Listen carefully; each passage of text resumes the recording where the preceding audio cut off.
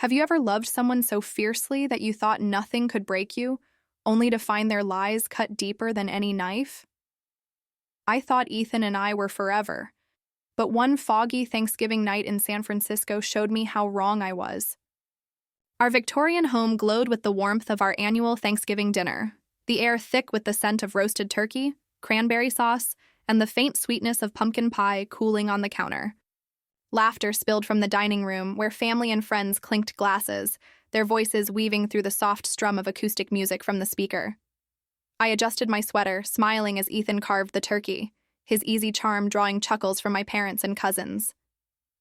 We'd been married for 9 years, a tech consultant and a bookstore owner, the couple everyone called perfect, with our quirky cat, Mocha, and a view of the Golden Gate Bridge.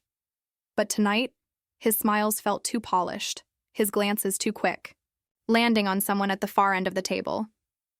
Her name was Olivia, a new hire at Ethan's firm, all sharp wit and warm laughs, her auburn hair catching the candlelight. I noticed the way Ethan's eyes lingered on her, the way his hand brushed hers when he passed the gravy boat. My chest tightened, but I told myself it was nothing, just holiday warmth, just friendly banter. I kept busy, refilling wine glasses, joking with my sister, but my eyes followed them. When Ethan slipped into the kitchen to grab more stuffing, Olivia followed, her heels clicking softly on the hardwood. My heart raced as I trailed behind, pausing outside the kitchen door.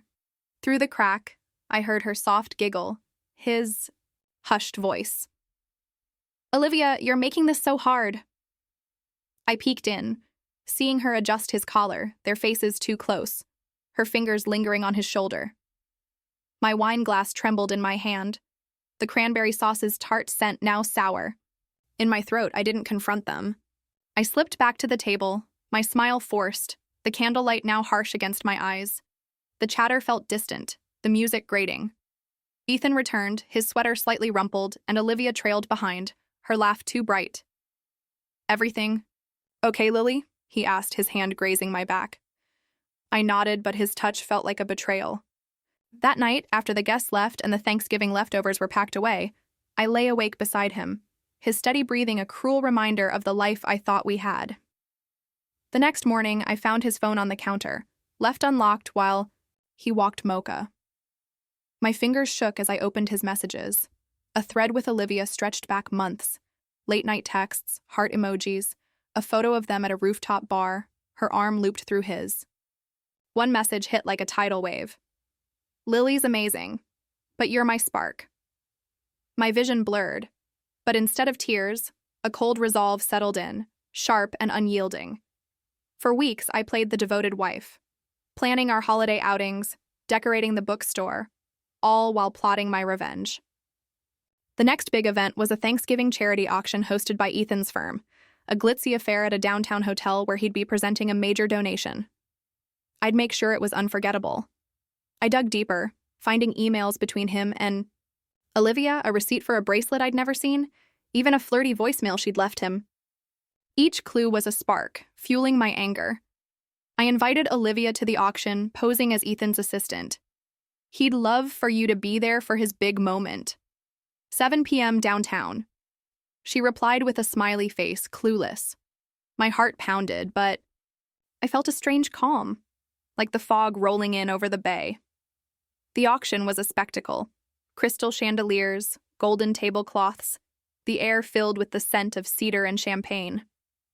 Ethan was in his element, charming the room in his tailored suit, while Olivia mingled in a sapphire dress, her eyes searching for him.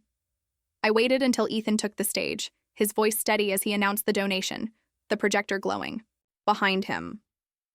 Then, I signaled the AV team, a friend I'd tipped off, and the screen flickered. Instead of his presentation, it showed their texts, their emails, and that rooftop photo blown up for all to see. The room went silent, the clink of glasses stopping dead.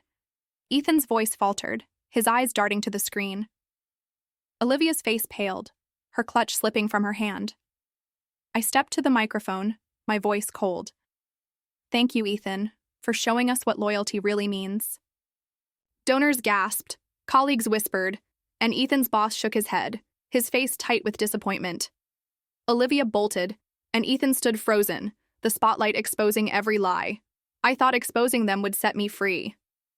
As the crowd dispersed, Ethan grabbed my hand, his eyes desperate. "Lily, please, let's talk." I pulled away, my voice ice. "Talk? Like you talked to Olivia behind my back?"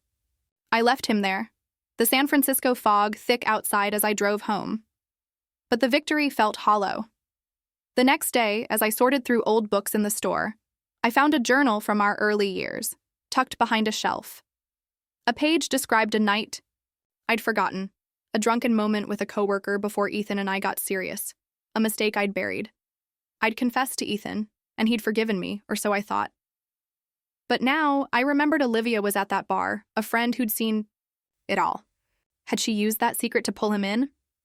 I'd destroyed Ethan for his betrayal, but standing in my quiet bookstore, the fog muffling the world outside, I realized the hardest truths aren't the ones we expose. They're the ones we hide from ourselves. If this story shook you to your core, smash that like button and subscribe to Cheating Stories Twist for more heart-wrenching tales of love and betrayal. Have you ever faced a secret that changed everything you thought you knew? Share it in the comments below, and don't forget to share this video with someone who loves a jaw-dropping twist.